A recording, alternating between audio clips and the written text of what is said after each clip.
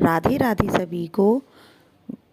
वृंदावन में गौरी गोपाल आश्रम में रहने वाली एक वृद्ध माता का निधन हो गया और महाराज जी के कहने पर भी उनके घर से कोई नहीं आया। तो महाराज जी ने उनके बेटे होने का पूरा फर्ज निभाया। और देखिए महाराज जी ने क्या कहा कि ऐसे बेटों का धिक्कार है। सुनिए और देखिए। आज सुबह सुबह हमारी वृद्ध माताओं में एक माता आज भगवत धाम को चली गई, जो कि कल तक बहुत स्वस्थ थी। कल रात्रि को मैं माता से मिला। ये माँ, कल तक मैं अपनी माँ से मिला, बिल्कुल स्वस्थ थी। ये जो माँ मुझे प्यार कर रही हैं, ये माँ कल तक स्वस्थ थी। कल रात्रि को इन्होंने भोजन किया, दूध लिया, भगवान जी का भोग लगाया और रात भर में ही अच्छी खासी बगल में हमारी अन्य माताएं भी सो रही थीं। किसी को पता ना लगा सोती सोती कब भगवत धाम को चली गई। कोई बीमारी नहीं, कोई तकलीफ नहीं, भगवान के धाम को चली गई। ये मैया अपने मुंह से ये कहकर कहती थी कि वो पटना की रहने वाली हैं। माँ ने बताया था कि हमारे 2 बेटे हैं। 2 बेटों का कभी नंबर नहीं दिया माता ने, कभी बात नहीं हो पाई दोनों बेटों से। बस ये कहा है कि 2 बेटे थे। ये माँ लगभग यहाँ 1 साल से रह रही थी। इनके बेटों को कई बार कोशिश की गई संपर्क साधने की, पर कोई पता ना चला बेटों। माँ ने बताया कि उनके 2 बेटे हैं। बड़ा सताते थे बेटा, ऐसा माँ ने बताया था। बहुत रोया करती थी कि बच्चों ने बहुत कष्ट दिया है और इनका शरीर पूरा हो गया। 2 बच्चे हैं। 1 साल से मैया लगभग यहाँ पर थी, बच्चे कभी नहीं आए। एक बार फोन नहीं लगाया किसी बच्चे ने। और माँ लगभग 80 प्लस थी, 80 वर्ष से ऊपर थी। बच्चों ने कभी फोन नहीं लगाया और माँ को शायद नंबर याद ही नहीं था बच्चों का, तो बच्चों से कोई संपर्क नहीं हुआ। बस ये बताती थी कि 2 बच्चे हैं। पटना की रहने वाली थी। नाम था बनारसी देवी, पति का नाम था रघुनंदन महतो। मानपुर, रत्नावली, रूनी, सेदपुर, सीतामढ़ी, ये इनका आधार कार्ड में इनका एड्रेस है। बिहार से हैं।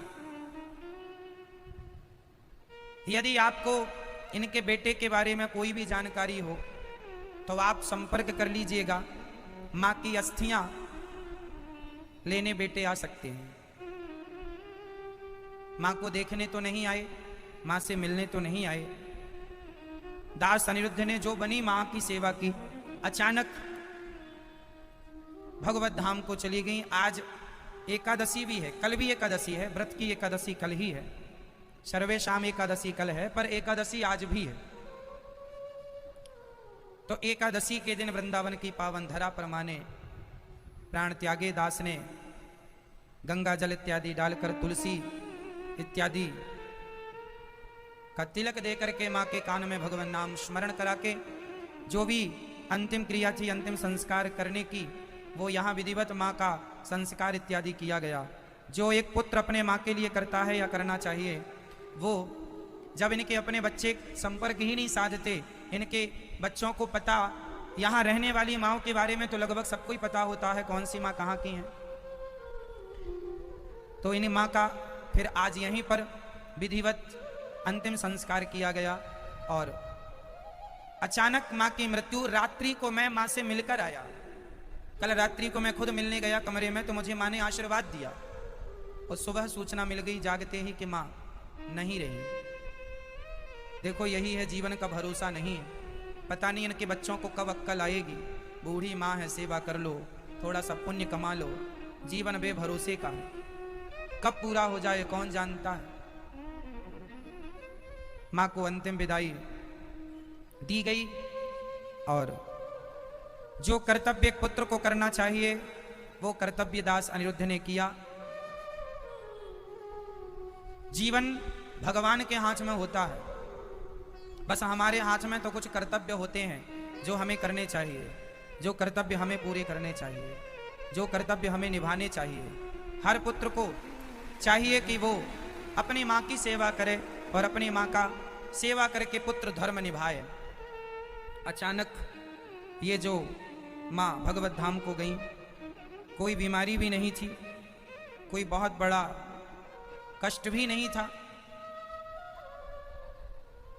रात्रि का मिलना माँ से मेरा अंतिम मिलना हुआ। बताइए, संयोग से मैं कल माँ से मिलने गया ही, और क्या पता था कि ये अंतिम मिलना होगा। पर जब तक मेरी माँ थी तब तक मैंने माँ की जो बनी खूब सेवा की, जितना सुख बना देने की कोशिश किया। आपको ये वीडियो पसंद आई हो तो मेरे चैनल को लाइक और सब्सक्राइब ज़रूर करें। बस आप लोगों से यही मेरी विनती प्रार्थना है कि आप लोग अपने माँ बाप की सेवा करिएगा, आप लोग अपने माँ बाप को खुश रखिएगा। जीवन बेभरोसे का है।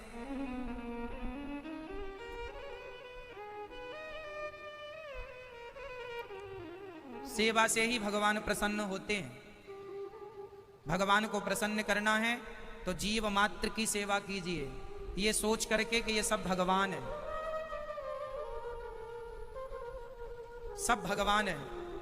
मेरी जितनी माताएं हैं सब भगवान ही हैं। वो, मैं भगवान से कम नहीं मानता किसी माँ को। भगवान ही मुझे माताओं के रूप में प्राप्त हुए हैं, और जो मुझसे बनता है निष्कपट भाव से, सच कहता हूँ, मेरी छाती आप फाड़ कर कभी देखें तो देख लेना, रत्ती भर में कपट नहीं करता किसी से। जो मैं स्वयं खाता हूँ वही अपनी माँ को खिलाता हूँ। जितनी बनती है उतनी अच्छी से अच्छी सेवा करने की कोशिश करता हूँ। मुझे पता है कि जीवन तो थोड़ा ही है। इन माँओं को इनके अपने बच्चों ने तो सुख दिया नहीं। यदि हमारे सुख थोड़ा सा देने से यदि माँओं को प्रसन्नता होती है तो किसी के होंठों की प्रसन्नता बन जाना, किसी को प्रसन्न कर लेना, इससे बड़ा कोई पुण्य नहीं होता। यही है सबसे बड़ा पुण्य। मर जाना है सबको, सबकी अर्थियाँ एक ना एक दिन उठेंगी। बस कुछ अच्छा करके चलें, कुछ अच्छा करके मरें। ये हाथ है। आज जब मैं अपनी इस माँ को कंधा दे रहा था तो कंधा देते हुए मेरे मन में ये ख्याल आया कि यही ये कंधे हैं, ये कंधे, यही ये हाथ हैं। इन हाथों से चाहो तो किसी का गला दबा दो, इन हाथों से चाहो तो किसी को सेवा करके प्रसन्न कर लो। यही वो कंधे हैं जिन कंधों से आप किसी को धक्का भी मार सकते हैं और किसी को गिरते हुए इन हाथों से थाम भी सकते हैं। यही है संसार। सबके लिए अनजान है। इस संसार को ना आप अच्छे से जानते हैं ना हम अच्छे से जानते हैं। इस संसार में कोई अपना नहीं है, ये भी सत्य है, पर कोई अपना नहीं है।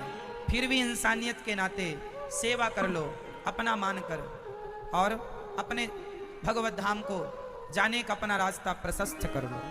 यही है। अभी कुछ दिन पहले भी एक माँ भगवत धाम को गई थी, उनके भी बच्चे नहीं आए। उनके बच्चों से तो संपर्क हो गया था, फोन मिल गया था, बच्चों ने मना कर दिया था, हम नहीं आएंगे, आप ही कर दीजिए जो करना है। सूतक भी नहीं माना था बेटे ने माँ के मरने का। फिर यहीं उनका संस्कार भी हुआ, तेरही भी उनकी यहीं पर हुई। हम तो बस यही भगवान से प्रार्थना करते हैं कि हमारी वो माँ जो आज भगवत धाम को गई है, विधाता उन्हें आप अपने चरणों में स्थान दें। और मुझे तो ये विश्वास है, हमारी सारी माताएं दिन भर पूजा करती हैं, दिन भर कथा सुनती हैं, सवेरे की कथा, शाम की कथा, रोज कथाएं सुनती हैं, रोज कीर्तन करती हैं। जिनका चित्त बिल्कुल शुद्ध हो चुका है, सब भगवत धाम को ही जाना है। सब कोई अब पाप बचा ही नहीं, और वो भी वृंदावन जैसी धरती पर प्राणों का जाना। बड़े बड़े ऋषि लोग, तपस्वी लोग ऐसी मृत्यु को तरसते हैं, बड़े भाग्य से ऐसी मृत्यु नसीब होती है।